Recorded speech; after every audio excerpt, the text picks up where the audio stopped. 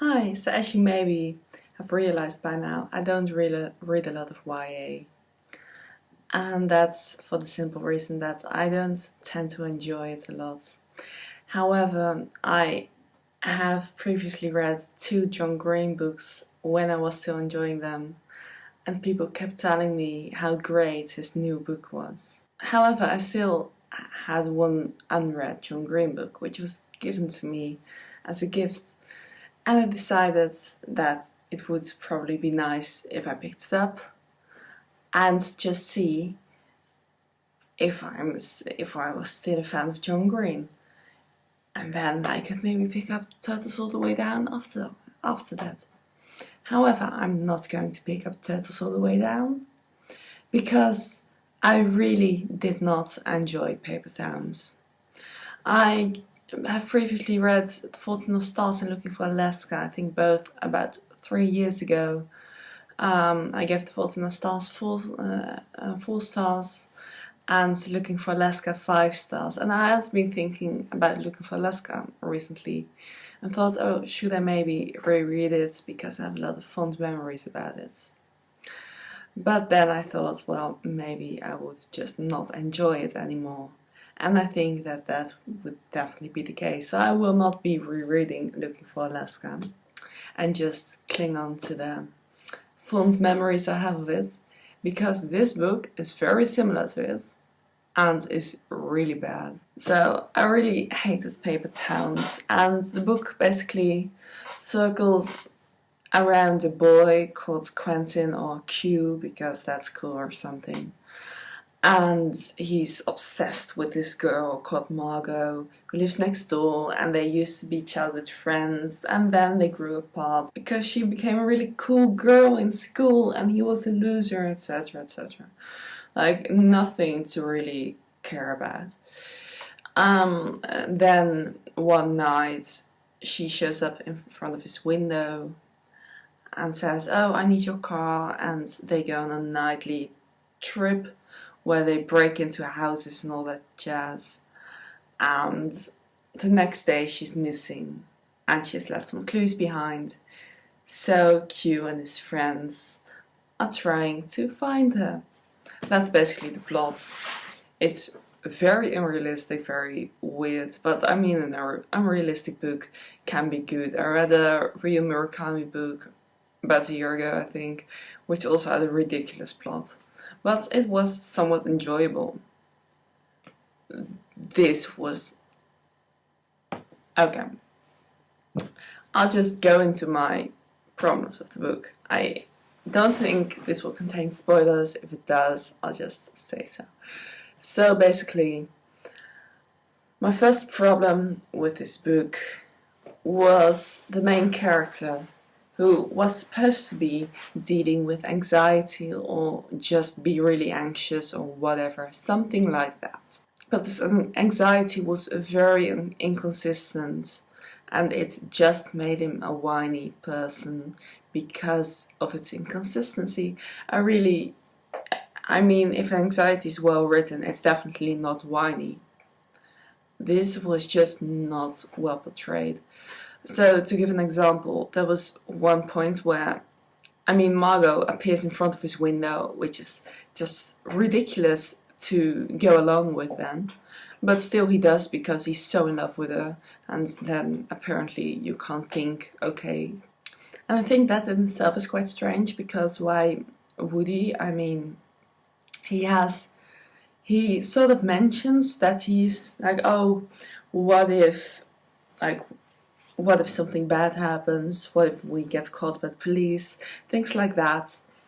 But it all doesn't seem to persuade him because Margot is oh so amazing.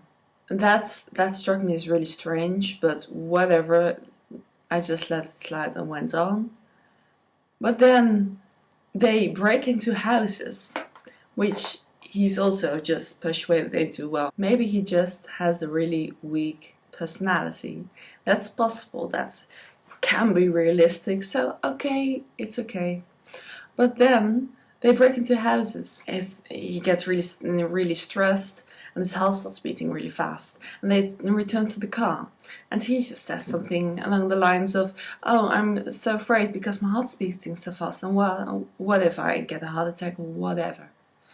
And Mark's just like, yeah, fuck off, calm down, just being a bitch, effectively. And then he calms down, all is fine.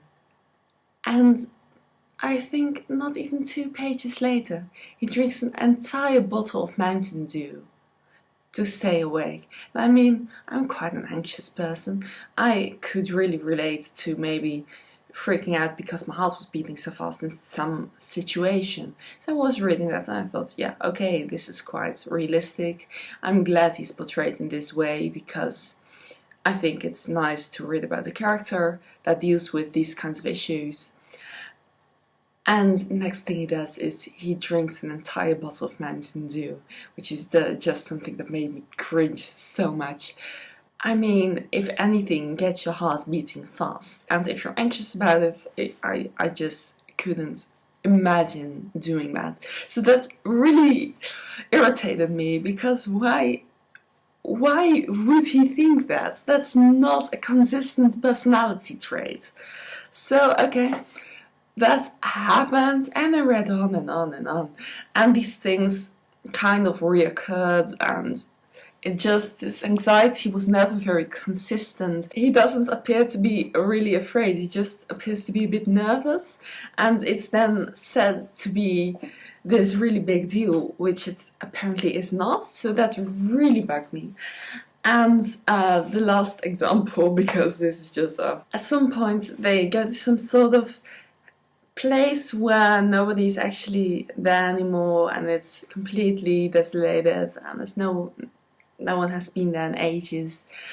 And so they go in and try to find Margot, and he's initially, the main character, is really afraid because, oh, what if there are rats? And he says, no, rats can't hurt you, but what if there are rats, etc, etc. And it's all going on like that, and okay, that's fine.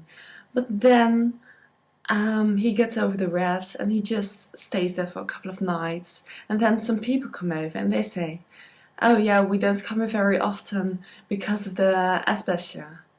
And he doesn't even seem to acknowledge that, even though he clearly heard it. It's so strange, because why would that not freak him out? So those are just some things. The portrayal of anxiety really bugged me.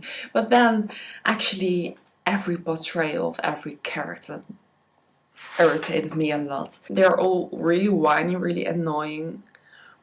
I was all the time hoping that Margot would like have a good reason or something, but it's really, it comes down to just some quasi-meaningful message, which is not really that out of the ordinary, and nothing exciting or really deep.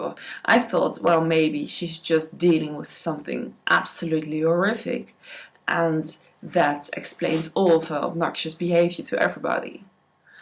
But no, so Margot was just the most horrible person I could ever imagine. But then there's this guy called Ben, I think, who is just such an irritating person. There's also all the stereotypical bullies, and I mean, I don't know what people all go through, and I mean, of course, everyone's really shit at high school. That's just what high school is. But that doesn't mean that there always will be someone to push you against your locker, etc, etc. Just those really stereotypical things. And that just really annoyed me, because what in this book is actually realistic and not just a stereotype of high school.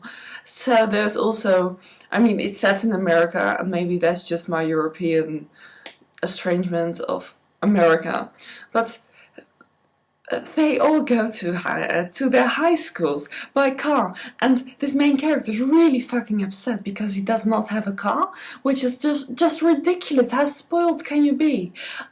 And his parents are also the most horribly annoying people ever to be in a book. I mean, I've read some bad people, but no one was really annoying in this sense. They were so annoying, so irritating, and they weren't even not nice or anything of that sort. They just bothered me so much because I mean, you know the Easy A film. Those parents there are quite quirky and funny and stuff. And at the time, I found him really funny, etc., etc. And I don't know how I would find it now. Maybe I'm just too old for this.